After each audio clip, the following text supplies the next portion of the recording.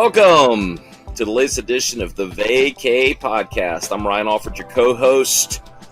I'm joined by my partner in crime, my co-founder and co-host, Chris Hansen. What's up, brother? How you doing, man? Hey, I'm pumped today. We got the man, the myth, the legend, the CEO, the founder of MC Nutraceuticals, Brett Worley. What's up, Brett? Hey, Chris. Hi. Hey, Ryan. How are y'all? Hey, man. We are remote. We are truly living to the name. I know you're in Cabo. I'm on beautiful Lake Kiwi. And we're spanning the globe to bring the Vacay Podcast to life. Love it. What's shaking, Brett? I mean, you got a lot going on. We had a great guest last week. We're breaking the stigma of plant-based wellness. That's kind of our mantra with Vacay. Somehow, some way, what happens in the lab became okay, and what happens from the earth became not okay. And so we just want to make sure we're telling all sides. And last week we talked with a great guest, talked about the stigma of cannabis, but also the benefits of cooking with it, nutrition, and all that stuff. So I think it's a great lead-in with what you've built and what you're doing with MC Nutraceuticals. And so let's just give our audience, a little bit of your backstory and what you're up to. Yeah, sounds good. I've been in the hemp field since 2019 of May. I ended up founding my own company in October of 2020, where we became essentially an ingredient house. We decided to treat cannabinoids as vitamins, nutraceuticals, hence the name NC Nutraceuticals. Leave it up to people, consumers, how they want to consume the product, and give them the ability to mix and match also, just like you would at a vitamin shop or a nutraceutical company. So right now we currently sell 42 cannabinoids to over 500 companies in the world. We export to over 26 countries. That number might be higher now. And we're the largest global exporter distribution company of cannabinoids. Last month we did about 800 million 10 milligram doses.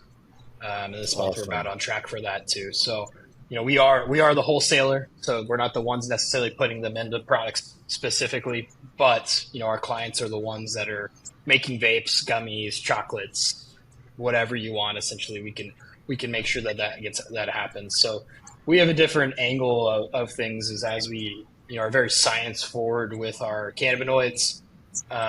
We see different mixes and blends and formulations in order for people to get the end result that they want.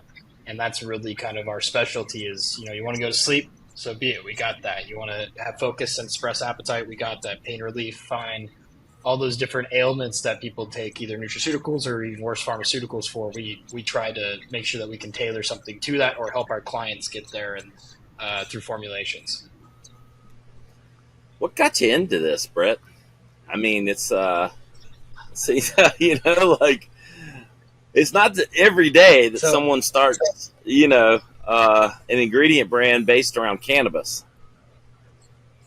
Yeah, I think most people get into this space on accident, or at least the hemp space. I think cannabis was more of passion and hemp was more, most people got in it on accident. That's my opinion on the matter. But I used to work at a distress restructuring business that was actually my father's, and he got asked to help a group of guys raise money and get in the field, and he pretty much said hell no. But he said that my son might want to do it, so I did it. I ended up running the remediation lab. We were removing THC from the CBD, so almost the opposite of what we do now. And I learned a lot, and I ended up leaving the company and just starting my own, and organically built it into what we are now today. And Brett, correct me if I'm wrong, but now it looks like your dad is the CFO of your company, right? Correct. Yeah. So now my dad works for me, which is fun because we do have a good dynamic, a good relationship. He's taught me a lot over the years, and now I'm kind of teaching him a lot, I guess, just from however I made it this far, I guess. I love that, man. I love that. So what was your kind of story pre-cannabinoids? What were you doing before this? So I worked for him. Yeah, I worked for him in the stress restructuring business, which was a great foundation. I'm fairly young. It was a good foundation of what not to do. So I would go into companies and try to turn them around, fix them, get them out of bankruptcy, or worst case scenario, sell off the assets. So I've kind of seen it all. I've been in geopolitical analysis. I've been in food distribution. I've been in almost every industry just, as a kid almost, I'm still a kid, but as a kid. And I kind of saw how they burned it to the ground, which is sometimes overspending, sometimes your margins are low, all these different things that some people don't necessarily think about, especially in cannabis, not to throw shade at them, but, healthy margins, money on the bottom line, make sure your staff's happy, and that's the recipe for success. Boom. What's the process for you guys for getting to the ingredients? I mean, let's talk the nitty gritty of Sure. like really what this is. I mean, are we talking seed to storage? I mean, walk us through that a little bit. Yeah, so the regulatory guidance is a little bit different for hemp compared to cannabis, whereas you would see a seed to sale program. As I described this, I see this more as a commodity, which I think is where marijuana should have been. Right. But for us personally, we buy the CBD isolate for the products that we do make, and we use an isomerization technique to make Delta 8, for example, which is our biggest commodity or biggest seller. And that process has a little bit of acid, a little bit of heptane, and then you neutralize it back to normal, and you get Delta 8 essentially, and remove the solvent. It's a pretty common technique. The other one that we use is hydrogenation to make HHC, which is our international product. Still psychoactive, but legal in Europe, in most countries, and that's essentially how you make margarine. So all the crazy chemical, techniques that we use are very common in either pharmaceuticals or the food industry, or your oil extraction for soybeans, whatever it is that's very common. And luckily, we've been able to apply those to our space and make new compounds and really further the science behind the plant.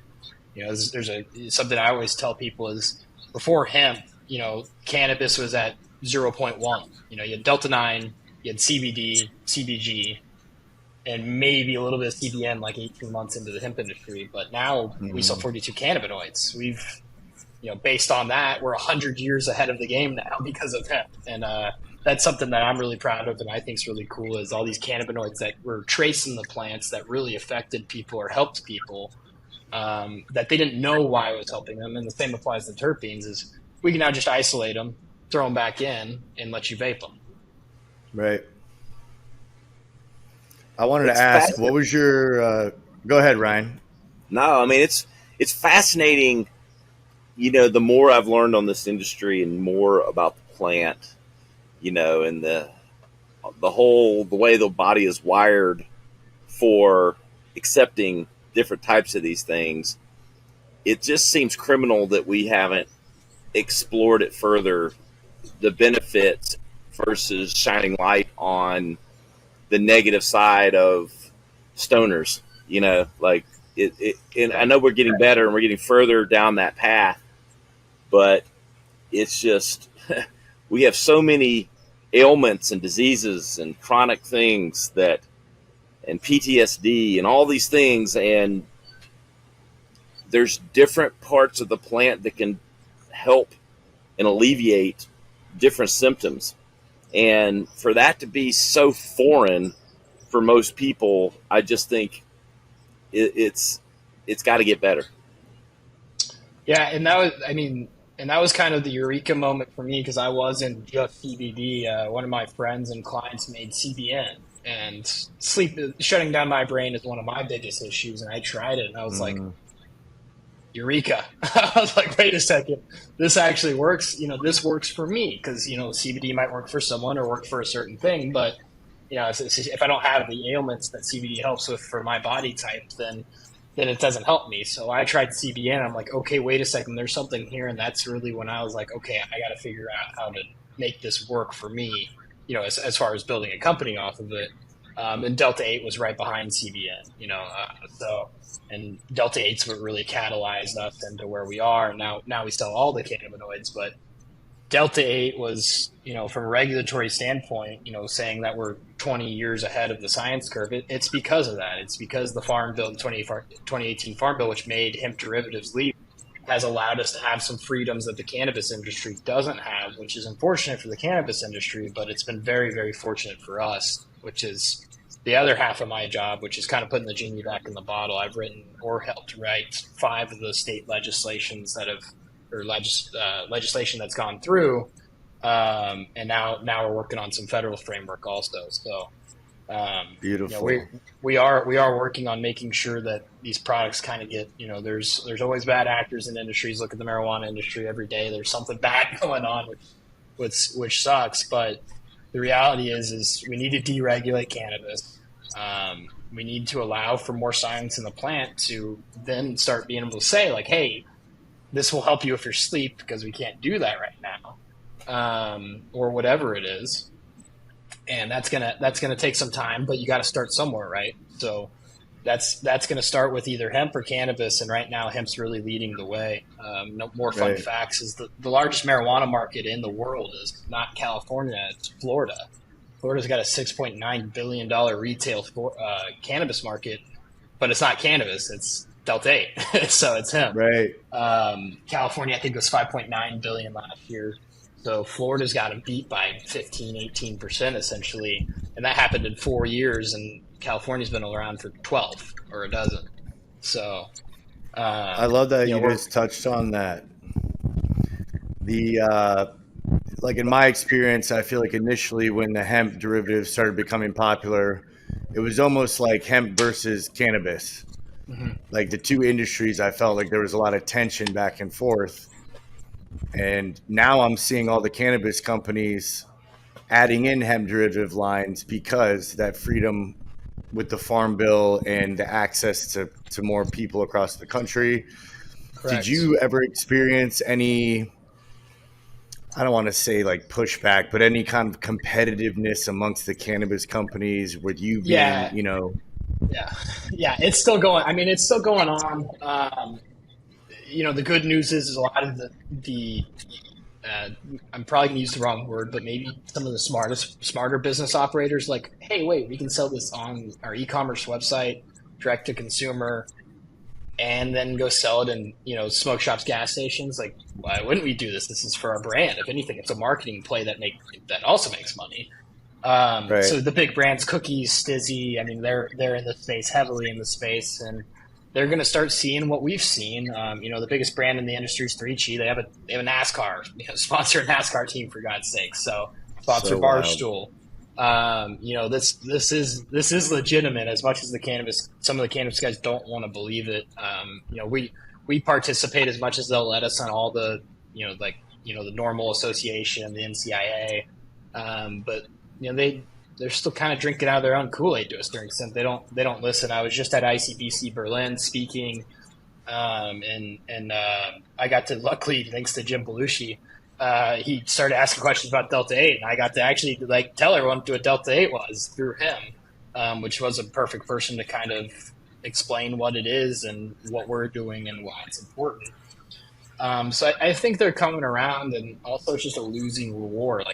Stop fighting hemp. We're not fighting cannabis. We're fighting for cannabis. But we're always going to see it. We lost, 15 states. Delta 8 lost in about 15 states, but we've been able to really keep a lot of them alive through educating politicians. I just met with the governor of Kentucky a couple of weeks ago to get some more plants in the ground. These people really understand the numbers, the jobs, and then the medicine's the last part. But they're going to care about jobs and money first, to be quite honest with you. So, but if it's a net positive to society, plus it brings in money and jobs, then, it's a no-brainer for these guys once you really just describe it properly. Yeah. I know we had that battle going on down here a couple months ago here in Florida, where the Delta 8, and I think you and I are actually in one of the same WhatsApp groups of all these companies nationally, fighting this legislation. If we could touch on a little bit more detail for our viewers, because there's a lot of people I talked to that don't even know there was this big kind of pushback going on with Delta 8 and these hemp derivatives where, I know we had tons of women, breast cancer patients protesting up in Tallahassee saying, we use Delta 8 and products of that nature. This is our medicine. If you want to explain kind of what these legislators are doing and kind of what you're doing to make progress in that aspect. Like, what are the regulations coming out related to this, and just a little overview on the fight that's going on that might not be in the, you know, the 5 o'clock news. Yeah, exactly. And sometimes it is, but yeah. So I'm one of 3 board members of the American Healthy Alternatives Association. I'm also the president of the Colorado chapter. We have state by state chapters. I think we have 14 or so. I also personally lobbied in Kentucky, Tennessee, and Alabama, and then I helped with the Florida fight. The Colorado one I can speak to really because that was not that Florida wasn't a fist fight, but Colorado was a fist fight. You know, with the although I think Colorado is even better example because marijuana is fully legal in Colorado. So maybe explain to people, why would they make a derivative of hemp illegal in a state where marijuana is already legal?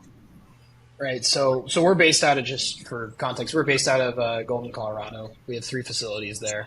And then a lot of our supply chain partners that we either use the toll or even just buy straight up stuff from are in Colorado. So a lot of the manufacturers are in Colorado. 2 years ago, they tried to, they as in cannabis, I'm going to use they because I hate saying the word cannabis all over because I think I'm in cannabis. So I'm just going to say they just for future context. They tried to slide a bill in with like 3 weeks of sessions. So, you know, we had to obviously come in and kill that bill. And it would have just eradicated hemp with no education, no nothing of why they're doing it. They were just because they have a big political power in Colorado. They've been lobbying for a decade there. We were able to stop it. They put a stakeholder process in effect. The stakeholder process was horrible. There was one hemp derivative manufacturer on a board of 24 people. So we had one voice in the room, which not to say I don't know why it happened like that, but it did. Let's just put it that way. We eventually just had to give up concessions of retail. Essentially, we had to say, listen, we won't sell it here. And, you know, in their mind, because Delta 8 is, which isn't really true, because Delta 8 is, they just don't understand it, it's unsafe. You know, if I don't understand something, it's unsafe. So that's the first thing that comes up. The second one is it's synthetic, which isn't really true either. It's a semi-synthesis that makes a natural product, just like your vitamins. Your vitamins are all synthetic if we want to go down that road. Your mayonnaise is synthetic, your butter is synthetic. Like, you know, you start going down that path, you start to get down a really slippery slope. And then the other thing is the kids. It's like, oh, this is kids are buying, which I find to be the most disgusting. I could deal with the other ones because I can use chemistry, but using kids against an industry to get your political agenda across is just irresponsible, in my opinion. Not that I don't have kids, but I've asked this question to my friends that have kids in the industry. I'm like, isn't that gross? Like that just seems bad. I mean, I'm not saying that kids don't get it, but kids get all types of things. They get alcohol, they get hand soap. I think hand soap is the leading poison control, cause for children. It's like, are we going to go after hand soap next? Is that really all these things are very slippery slopes. Anything can be misused. Exactly. And do I think there should be guardrails? Absolutely. That's why I write legislation in other states, because I don't want to hear these things because it makes me upset. But, there needs to be guardrails for psychoactive products, no question.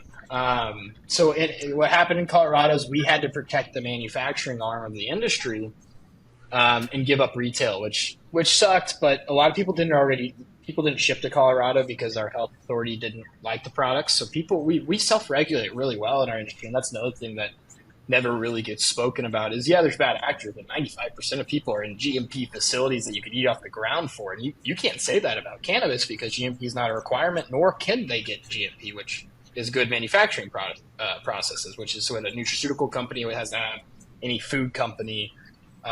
These are common things in that space, but cannabis literally can't get those licenses, so they don't. So, that's why you see these mold things that keep popping up in the cannabis industries, because they're not allowed to actually regulate properly. It was just the government came in and said, do this, rather than listening to people that actually know what they're talking about. So that's what happened in Colorado. Florida was a little bit different, since Florida is the biggest retail market. It's where a lot of contract manufacturers are, the guys that actually make the finished products. It's not where a lot of the brands are. So we were able to mount a very large defense there through crowdfunding through the industry. and through logic and like, all the things I was describing earlier, all these arguments are bad arguments. So once you explain to a politician, like, hey, this is why this is wrong, they're like, that makes sense. The other thing didn't make sense. It's like, why are 14-year-olds getting these products? Why don't we just slap 21 plus on it rather than saying, ban the whole industry? So that's that's the gist of it. I don't know if there's any other nuances that you want to know, but there's three simple arguments that the cannabis industry or they throw at us, and it's kids are getting it, which kids get cannabis. It's synthetic, and then we don't know anything about Delta 8.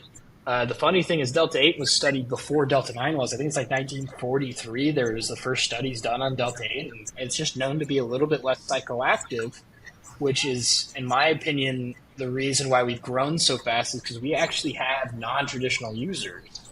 I think mom and pops, older people are trying Delta 8 and be like, I kind of like this because they saw it at a gas station. There was an impulse buy. Now they're consumers, and it helps them with whatever it is. And now it's introducing them to the other cannabinoids. They're more interested in the next cannabinoids, Delta 8 plus CBN, Delta 8 plus whatever.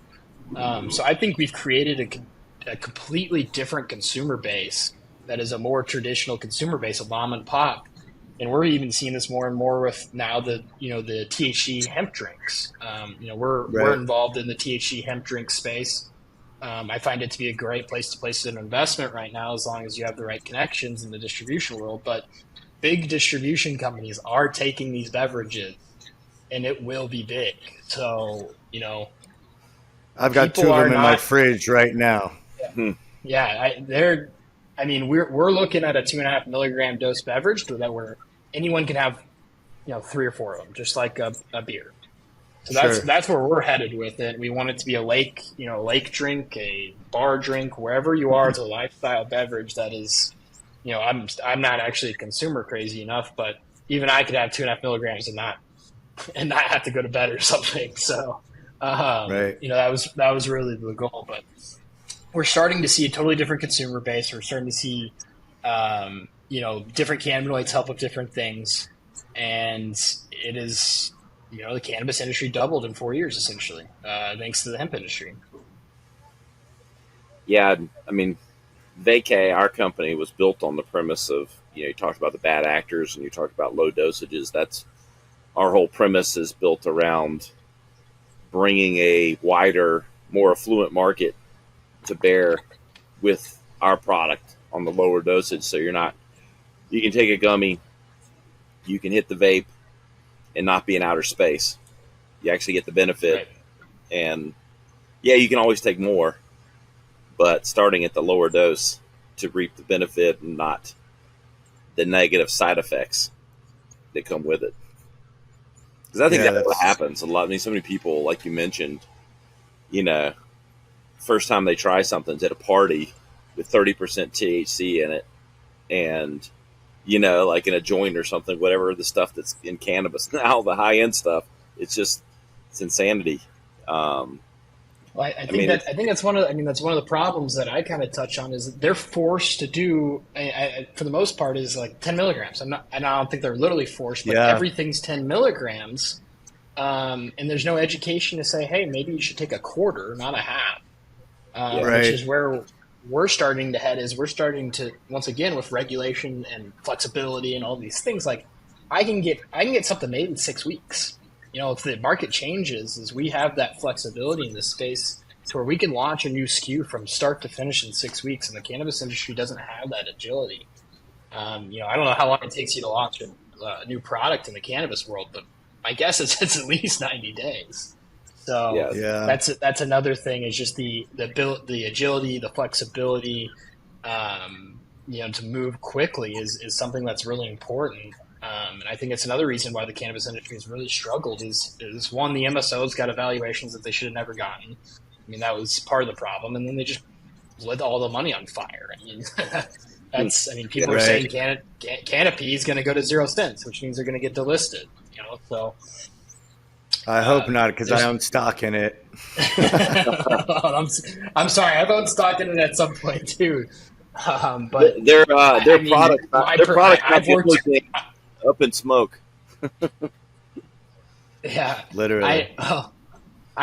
I've worked with them before, and it was a 6-month process to get them products. I mean, that's a good example of just why is that, Brett? Is it regulation, or do you think it's you have so many of these private equity, Wall Street type guys trying to get their hands in the pot? I think they're just built improperly, and I think that's based on the evaluation. Like, what assets did Canopy have whenever Constellation came in?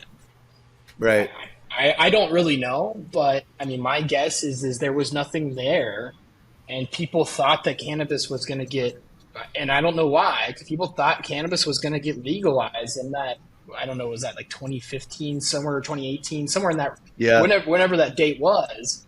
And everyone I've talked to says cannabis is still 3 years out, so, I don't know why they thought that, which is interesting. The other thing I've talked to my federal lobbyist about is like, why can't cannabis, I go top down, I go, why can't cannabis get this done? Because what we're trying to get done is getting done, from a legislation perspective. And they said, we don't really know, but it just doesn't seem like they know what they're doing, which just means that the wrong people are in the wrong spots at these companies. And it's melted them essentially from the top down.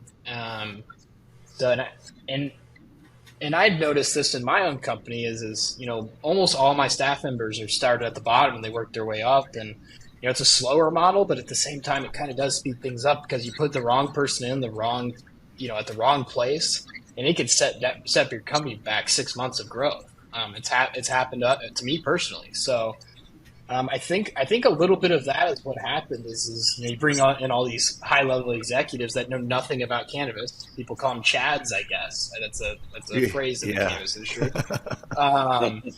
And I think they're right. I mean, I really think they're right. I'm not saying you need to be a stoner. I'm not a stoner to run these companies, but you do need someone that understands how to create an industry or a true startup, because that's really what it was, even at a $16 billion valuation. We still consider my company. And understanding. Yes, and that's literally we're at about 50 employees now, and we pretty much hire on culture first. If you don't fit in with the company and the work ethic, and then the fun, also having fun, we'll just pass on people, because we've learned that the piece of paper that is a resume, it's not as true as I guess it used to be maybe. So we literally hire on culture first. I think culture is another huge part of our success, is people want to get up and go work at my company. So that is very important. When everything's on fire all the time at one of these large MSOs, like, you're probably not going to work as hard because it's about to burn down. I mean, there's got to be an element to that. Right. Oh, I've seen it. I'm not talking bad. Cookies they've done a lot for the cannabis industry, and obviously the largest brand out there. But I feel like the last few weeks I'm seeing lawsuits constantly. Which, if I work for your company, that doesn't give me security as an employee or someone in that industry if I'm just seeing these lawsuits and accusations getting thrown back and forth. Whereas in the hemp space, and I can attest to your passion in driving this, dude, because I'm in all these group chats with all these legislation battles where I literally have seen you running point in multiple states. Because I know when it happened in Florida, initially it was like, oh shit, they're trying to ban this. And I feel like within 3-4 weeks, you guys shut it down. You educated, you lobbied, you got these politicians in the know, and now we're okay. But I know, what was it, 2 months ago, Texas started kind of, that conversation came back up in Texas. Is this going to be legal? Is it not? And I saw it got quiet. I don't know what the final result was as far as what happened in Texas.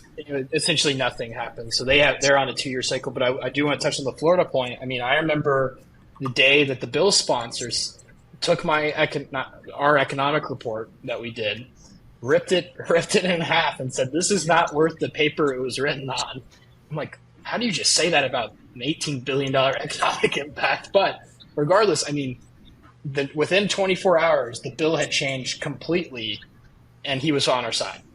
He went from and don't know how this happened. I mean, you know, through the education process, and who knows if someone upstairs said, "Hey, dude, what the hell are you doing?" Right. But I mean, within 24 hours after he ripped that paper in half, and I was like, what in the world is this guy doing? The bill was completely changed. So, I mean, I think people are watching and listening for the most part. There's always going to be naive people. I mean, I remember the Kentucky General Assembly, one of the guys got up and said, like, this is like making meth. It's like, well, not exactly, but Right. you know, so we still get that stuff, but you know, I You're think like, no, that's more Adderall, politics. sir. Yeah. You're wrong substance. That's the big So pharma making Adderall, sir. Nice try. you know, I'm 2 sessions now into my political foray, and it's been very interesting, especially at my age. But you know, it at the same time is, you know, just as long as everything's logic driven, and there's not emotions, it really goes a long way with these politicians. Like I said, I said they want to hear about the economic impact, they want to hear about these things, and they want to make sure that it's safe for consumers, and we can do all that. And we have no problem doing that, which has really been our success in Florida, Alabama, Kentucky, Tennessee, and now we're in North Carolina, and then we're also working on the federal piece. So, you know, it's definitely been working, and you know, I'm sure some people will be upset when they listen to this stuff that it is working. But once again, I don't know why cannabis can't get it together. I mean, And I think it goes back to the organic comment, is the hemp industry was built organically. No one's given us any money. I mean, there's been, you know, a couple companies, 3 or 4 of them, and there was some infrastructure capital at the beginning, but it wasn't like cannabis. You know, the money dried up in, you know, 2019, and then everything was organic from then. So we did, you know, the hemp industry had its road bump, but it only lasted 18 months, and then Delta 8 came out and it fixed everything organically. So I think that was very, you know, it was the proper way to build an industry. And you know, a lot of people are passionate. There's obviously people that aren't, but we've able to also bring people in and show how passionate we are, and be like, hey, like we got something. You know, we got something really special here. Let's keep it going for, you know, the next 100 years. You know, Brett, I love that, man. I think that's so important. Are you guys? I know you're, you know, ingredient primarily, but I heard, like, you know, from idea to product in 6 weeks. I mean, are you guys developing products in total? Are you manufacturing products, or just purely ingredient? so the one thing that we don't make like vapes or gummies. That is something that, you know, after the kind of the dust settles in Colorado, we might eventually start doing, just because it kind of makes sense. I also do have a direct-to-consumer brand, which we would like to at least make all the products for my direct-to-consumer brand in-house, just to control it. Yep. Not saying that our contract manufacturers aren't good. I just, you know, I like to control everything I can. But one thing we do make, because it's the same equipment essentially that we already have, is we do blends. So a client might say, I want, you know, 15% CBN, 80% D8, 5% CBC, for example. So that's something that's really kicked up, and I kind of talked about that earlier with the formulation thing. Is now the hemp companies are now tailoring specific formulas, putting them in a vape. What works the best for the vape? What works best for the client? What the client really wants. Right. Which is the coolest thing going on right now. Is, you know, we might do a 6 cannabinoid blend, which I think is really important. A lot of people believe a lot in the terpenes. I'm less of a terpene believer. Hopefully, Chris at True Terpenes isn't listening. But I'm more of a cannabinoid guy. I think the cannabinoids are what's really the magic in the sauce. I think terpenes obviously play an aroma play, but I think it's not as significant as the cannabinoids are. And we've seen that just by isolating them. You know, we make a 50 milligram CBN pill, or, you know, a soft gel, 50 milligram CBC. So we sell that direct to consumer. And just to plug, it's VIVINU.com, Vivamu.com. And that's our direct to consumer website. So we do play in the direct to consumer website, which is another rewarding place to be, because we get to see the things that I can't say, like, oh, this helped me with this, and this. I mean, the list is hundreds. It's hundreds of things that people take this for. I can't say this. During the Florida General Assembly, there's a lady that's a consultant in this space, I think she is. And she got up and talked about her lupus. I didn't know anything about lupus, to be honest. And I've learned about what it was. And she takes about 1,000 milligrams, 400 HHC, and about 600 of the non-psychoactives. Once again, another formulation, a blend. And it literally cures her lupus, essentially. So she takes that in the morning, lupus is gone. Man, those stories is what impactful. Huge. I mean, I know we've got guys we work with, and I didn't even know this prior to getting a little bit more intimate with them, deeper conversation, that have, say Crohn's disease or Lyme's disease, where you would never know it. And then kind of in those sidebar combos, like, hey man, like these products I use because I have this, this disease or that. And obviously people don't want to go airing out their health issues, but right. I know in our experience, cause we're so aligned with the mission you're on, like basically I look at it as personalized medicine, where you can really tailor these cannabinoids to what are you trying to deal with? What's holding you back from living your best life every day? And like you said, the blends were, one of our most popular ones is the sleep gummy with the CBD and CBN. So many people knew CBD, right? Say in 2015 onward, but all these other great cannabinoids that are kind of new and emerging as people get more educated. I mean, it's an amazing thing to get the feedback from your customers and knowing that the access is not super difficult to get, the price is fair, and these people's quality of life is gradually just skyrocketing. It's extremely rewarding. Yeah, and I haven't spoken about this, but we're actually, so I'll do it. I'll announce it on your podcast. We've committed to a 1 billion milligram giveaway. That's awesome, man. Through one of our, he's not really affiliate, but he's essentially an advocate in the space. So, people can reach out to us and figure out how to qualify for that. But it's essentially just a medical assistance program, and also an education program to say, for example, like CBGA or CBDA, something that's not super common. Try it, see if it works for you, but you don't have to try it in a tincture. Go make your own. So we'll sell you like a gram. And that reduces the price from $30 for 3 grams to like $6. So that's another thing that we're working on, is really, because I am a bulk, I'm a bulk guy. I move a lot of products. I think it's really important to turn some of these cannabinoids into whey protein. You want protein? Yeah.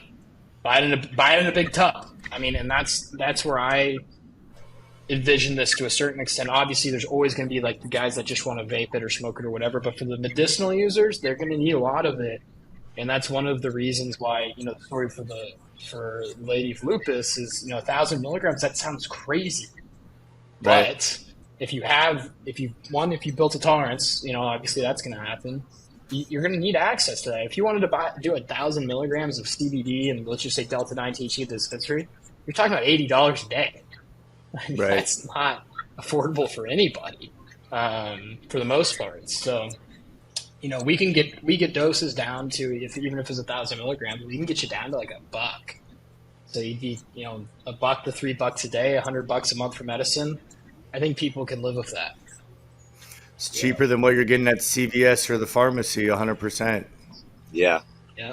But I mean, insurance included, just cash. And I mean, back to the sleep gummy thing, like the research is coming out now that an insane amount of health issues are all tied up in sleep.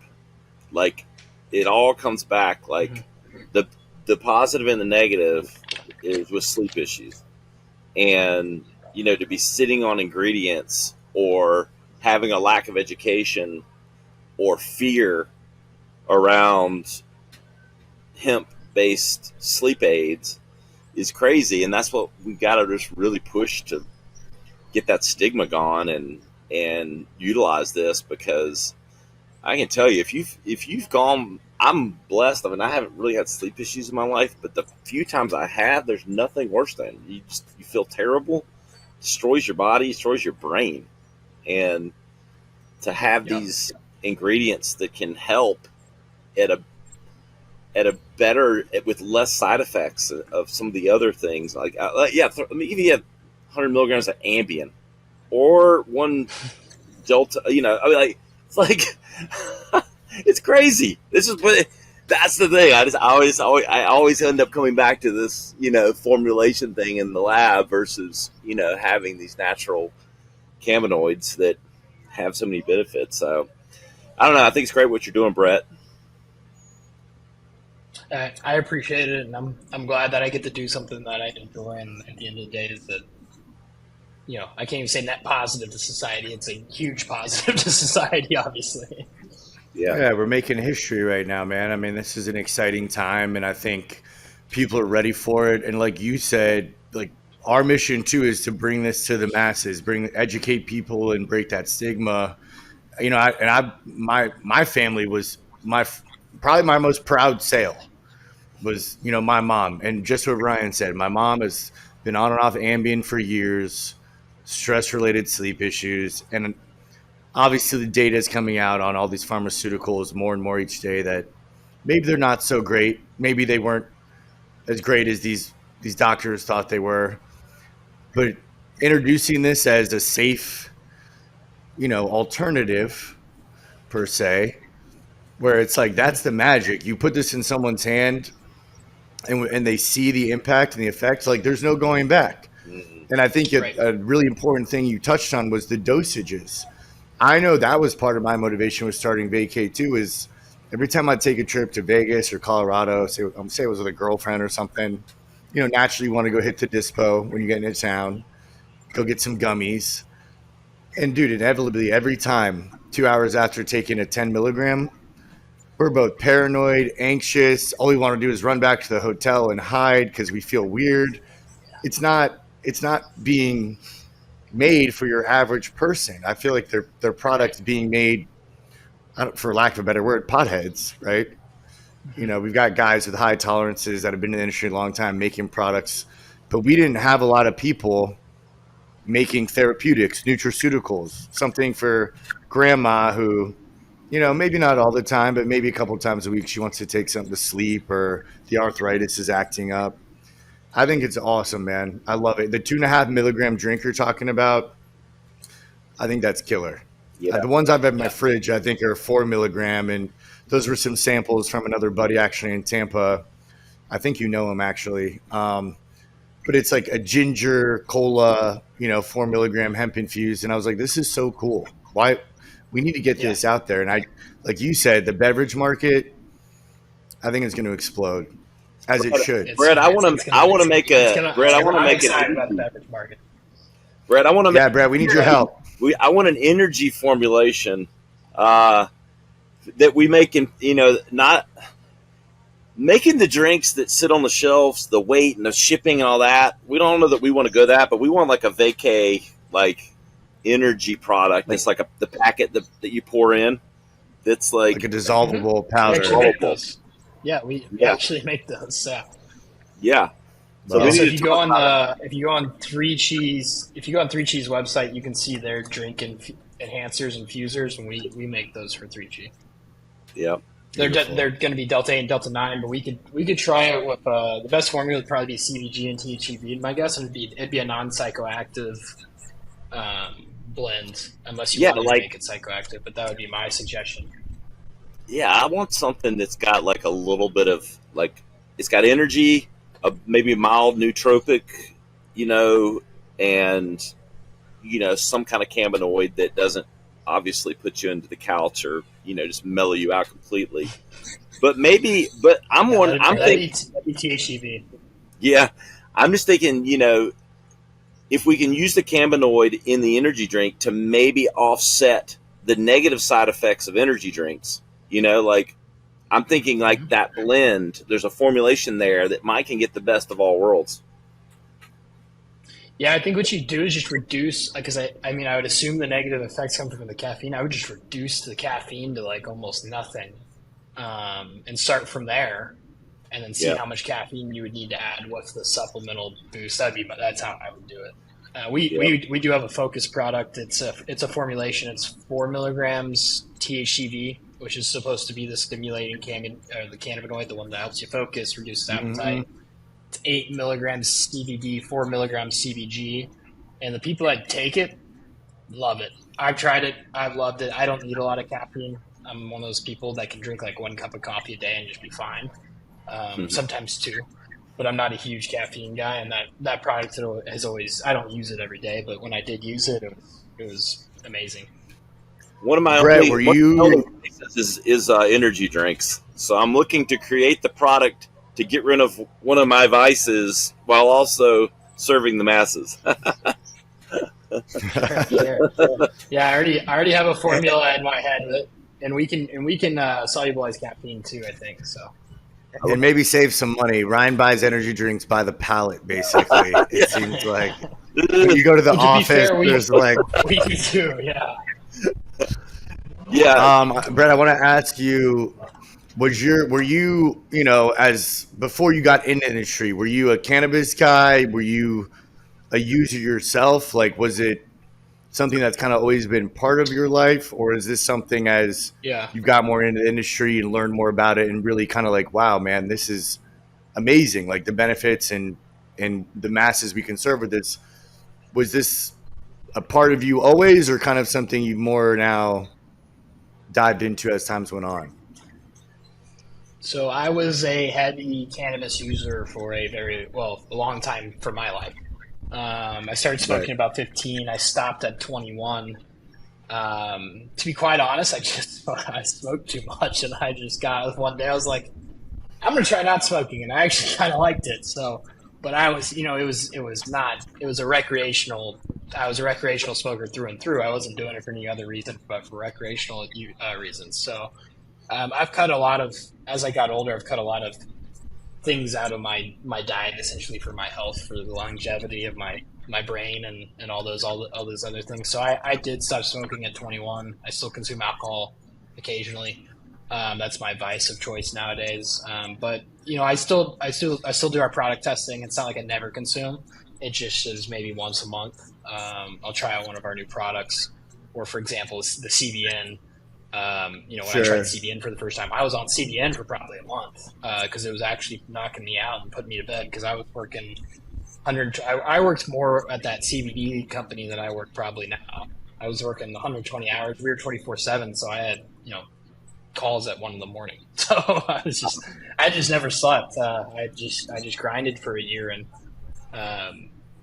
CBN really helped me get through that year. I'll tell you that. So we speak on overall wellness in general too. So outside of the hemp derivatives, whatnot, you're a busy guy. You're running a multinational import-export business, bulk raw materials. What do you do to stay focused, stay balanced, keep your longevity? Like, how do you take care of yourself? What would advice be, I guess, to a young aspiring entrepreneur? Work out every day. I started working out, I don't know, 22 maybe. So right after I stopped smoking weed, I started boxing. I used to box every day, spar, all that stuff. I stopped for a little bit, but I still box 2 or 3 times a week. And then I lift every day that I don't box. So I try to work out every day, except for when I travel. I have a problem a lot of times working out when I travel, but I'll tell you, the only thing that gets me through, I wake up at 4 a.m., 4:30 a.m. I go lift with my trainer, and then I go to the office. And I think routines are important. I think keeping your body healthy keeps your mind healthy, and I think sleep's really important. So I make sure to get at least 7 hours of sleep every night. That's the magic number for me is 7 hours. Love it. Great advice. Yep. Simple. I know Ryan and I are on the same train. Yeah. Yep. That's right. Workout for me, it's the morning. Some people it's the evenings. For me, it's the morning. So wake me up. You can still be on your phone a little bit, especially for my international business. They're ahead of us 8 hours. So waking up early is really important for me. And like I said, taking care of your body is taking care of your mind. I truly believe that. And that's how I keep keep my focus too. So it really does help me by taking out some aggression in the gym. Hey, another thing I want to ask you that you just mentioned. Anybody can do it. You got to do it. That's a fact. That's a fact. What you just mentioned, international. So I'm curious because I've got, a lot of family over in Europe. I actually brought a suitcase full of vacay to my cousin's wedding in Portugal last year, and all of his buddies were going nuts. Netherlands, UK, Germany. They're like, dude, what is this? What is Delta 8? We love it. Where do you see this going in the international market? How do you see this kind of changing the industry with, as it branches out worldwide? Yeah, so it's harder for me to speculate on the international stuff because it is so new. We were the first exporters, to our knowledge, of HHC, which is hexahydrocannabinol. That's what I call the margarine cannabinoid. It's very shelf stable, and that's how they make margarine, hydrogenation. And it's not a THC, so under EU guidelines, it's not illegal. So we actually have a fulfillment center in Pilsen. We have partners in Slovenia and the Netherlands and Switzerland. Like I said, we're in 26 countries. So we have a pretty large presence in Europe. We're probably one of the larger importers of HHC, if not the largest. But to where it's going, I don't know. Europe's got the same problems that we had. Next thing, like for example, I go to Prague a lot to do lobbying out there, and HHC's on every block. I mean, it is, and with that comes problems because next thing you know, someone gets too high. Next thing you know, HHC's the devil. That's something that we had to deal with recently, and we were able to stop it for the short term in the Czech Republic. But these are the things that the companies. It's hard for me to fight all the battles everywhere. So it's something that they don't understand yet. To fight their ground. I mean, a lot of people sometimes get in this for a quick buck. Although HHC is completely safe, they're still just not. They're like, hey, let me make $500,000 in a year, and then I don't care. Right. So we've had an issue just coming across people that care enough. Someone like me that's over there, or someone like JD McCormick, who's the president of the American Healthy Association. It's been hard finding someone over there to kind of start educating. When we did educate in the Czech Republic, it went extremely well. Once again, but I think I saw that in the news like last week, like that they decided not to ban HHC, but they were going to regulate it. I believe it was Czech Republic. I have an association that's names in Czech, so I'm not going to try to say it, but we were single-handedly, with help from some people in Czech, but me and my lawyer were single-handedly the ones that were able to educate and stop this. One thing about the overseas countries is they have older populations, and thus old habits die hard. Talking about legislation and all this stuff, and you got these older populations and older legislature, even older than the U.S. And so think about how hard it's been to get legislation moving over here because of the age and perception and old stigmas.